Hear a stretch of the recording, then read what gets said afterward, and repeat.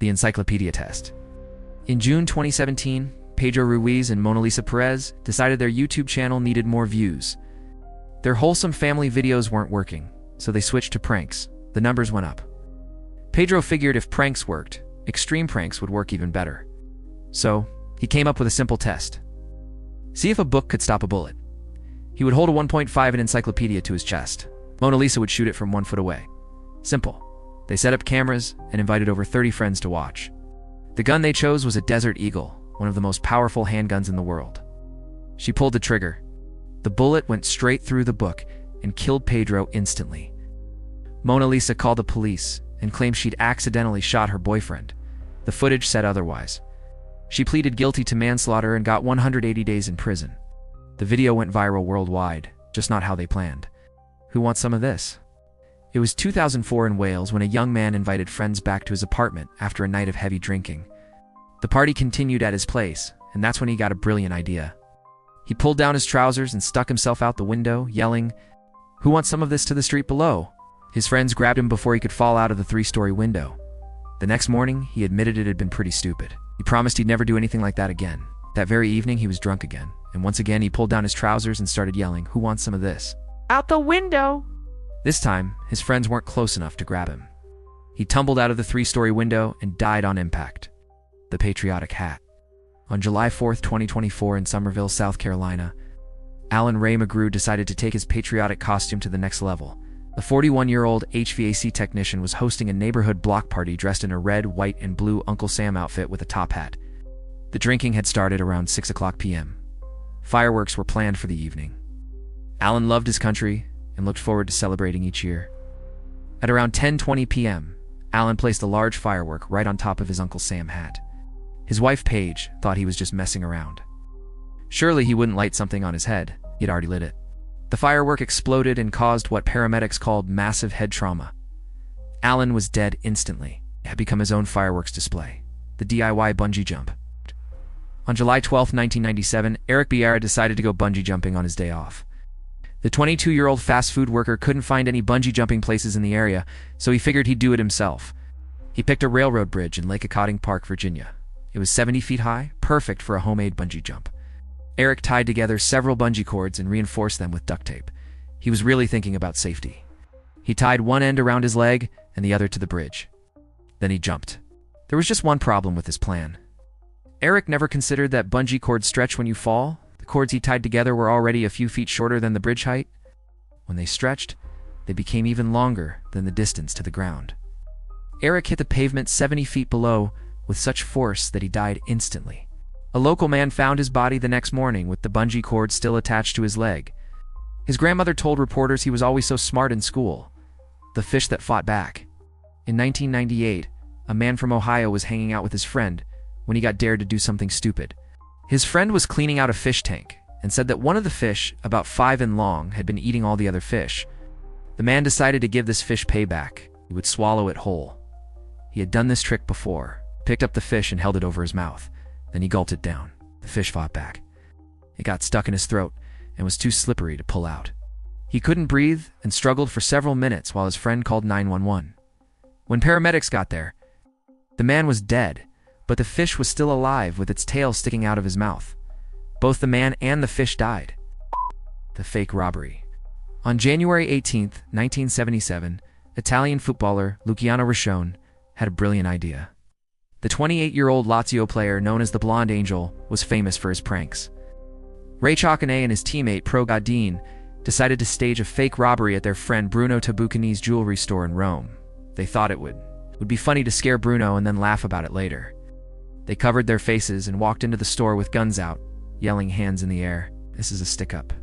There was one problem with their plan. The jewelry store had been robbed just a few weeks earlier.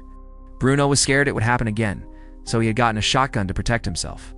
When Bruno saw the robbers, he pulled out his shotgun. Pro immediately put his hands up, but Riccione kept going with the prank. He wouldn't put his gun down. Bruno was scared and shot Riccione in the chest from close range. Riccione's last words were, "It's a joke. It's just a joke." But it was too late. He died 30 minutes later at 28 years old, leaving behind his wife and 2 kids. Bruno Tabucchini was arrested and held for 18 days before being released without charge. It was declared that the death was the result of self-defense and a terrible accident. The sleeping bear. In 1906, a young hunter in Pennsylvania was out hunting when he found a huge black bear lying on the ground. The bear looked dead, and the hunter thought he got lucky, found a free bear without having to shoot it. So he got out his knife and started cutting up the animal right away. There was just one problem. The hunter never checked if the bear was really dead. He just started cutting. The bear wasn't dead, it was sleeping. When the hunter started cutting it, the bear woke up angry. It attacked and tore the hunter to pieces. The hunter died right there, the scooter duel. In 2004, two Taiwanese college students met up one evening and had a few drinks. After talking, they both found out they liked the same girl on campus. This got them upset, and they decided to have a contest to see who would get the right to ask her out. How did they settle this? Rock, paper, scissors? A coin flip? Nope. They decided to joust like knights, but instead of horses, they would use their scooters. The rules were simple. They would ride straight at each other at full speed, and whoever turned away first would lose. So without helmets or any safety gear, the two rode their scooters directly at each other, hitting 50 miles per hour. Neither one wanted to be the first to chicken out. They crashed hidden. Both of them died. Later, someone asked the girl about it. She said she wasn't interested in either of them anyway. They both died for nothing. The water thief. On April 19, 2022, Easter Monday in Italy, a 46-year-old man was thirsty. All the stores were closed for the holiday, so he broke into a grocery store to get some water. We found a huge tower of water bottle boxes stacked up by the workers. Instead of taking a bottle from the shelf, he decided to pull one from the middle of the stack. Anyone who's played Jenga knows this is a bad idea. Grabbed a bottle from a box right in the middle of the tower. The whole thing came down on top of him. Man got crushed under all that water and died right away. Store workers found the mess the next day when they came to work. They started cleaning up the fallen boxes and lifting them one by one. When they lifted the first box, an arm stuck out. The police watched security camera footage to see what happened. The man had broken in just to get a drink and got killed by the water he was trying to steal. The unbreakable window. Gary Hoye was a lawyer in Toronto. He worked on the 24th floor and had a weird habit. Whenever law students visited his firm, Gary liked to show them how strong the windows were by running across his office and slamming his whole body into the window. Gary had done this dozens of times. The windows never broke. On July 9, 1993, Gary was giving law students a tour. "These windows can't break," he said. He ran backward and threw himself at the window. It worked perfectly. He bounced right off. Feeling good, Gary decided to do it again. This time, the glass didn't break, but the whole window popped out of its frame. Gary went flying 24 stories down, riding the window all the way to the street. The law students and his coworkers watched in horror. Gary had hit that window so many times over the years that he'd loosened the frame. He died instantly. Hold your Wii for a Wii. In 2007, Jennifer Strange heard about a radio contest in Sacramento. The 28-year-old mother of three wanted to win a Nintendo Wii for her kids. The contest was called Hold Your Wii for a Wii. You had to drink water and hold it in without using the bathroom. Jennifer showed up with about 20 other contestants. They started drinking bottle after bottle of water. As hours went by, contestants dropped out to use the bathroom. After several hours, Jennifer started throwing up, but she didn't quit. Jennifer won the contest and got her Nintendo Wii. She went home feeling terrible.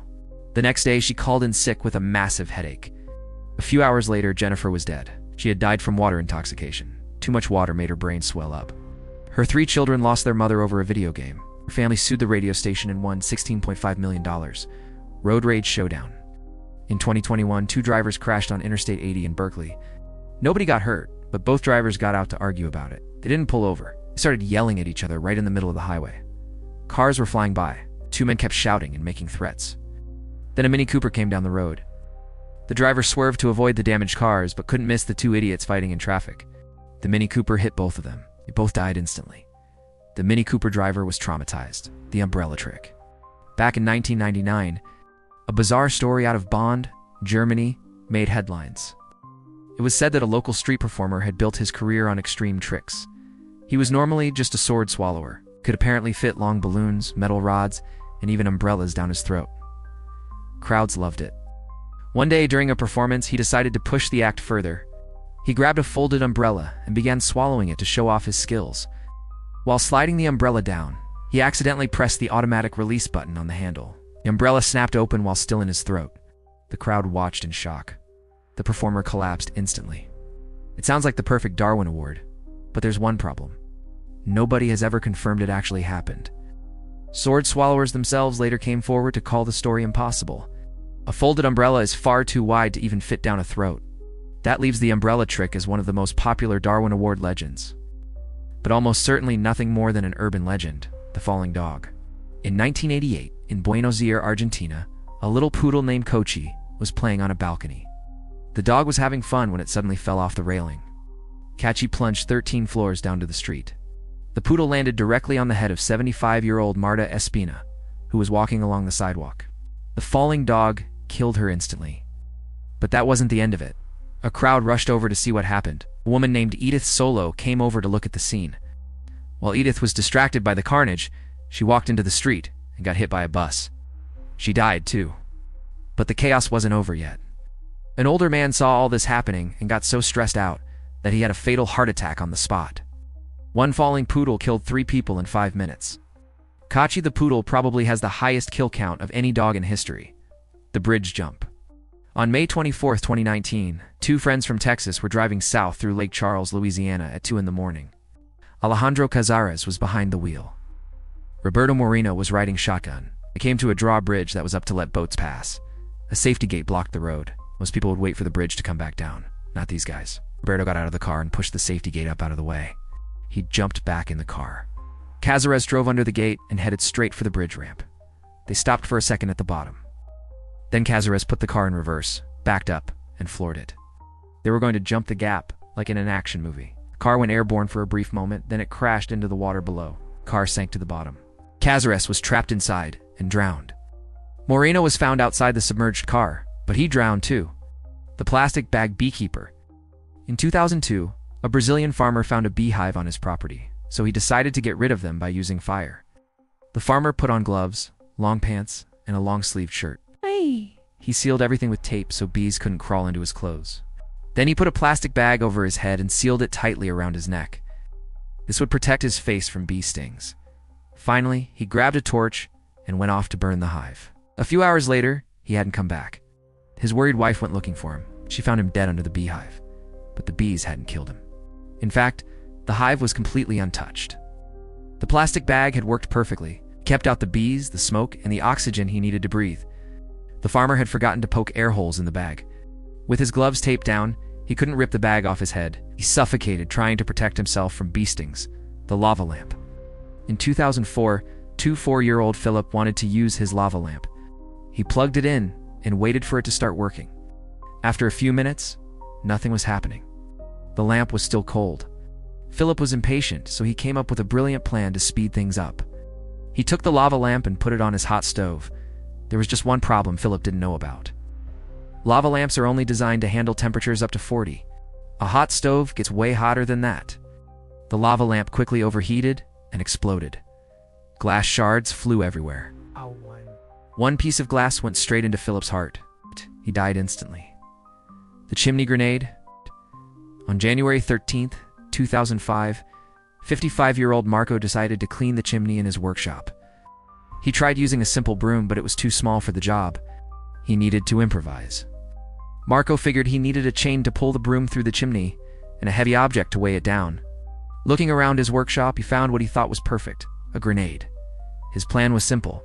He would weld the grenade to the broom and chain. Then he could pull the whole thing through the chimney. Marco got out his welding equipment and started working. Failed to think about what might happen when he put a flame near a grenade. As soon as the welding torch touched the grenade, it exploded. Marco was killed instantly. The chimney was left completely untouched by the blast.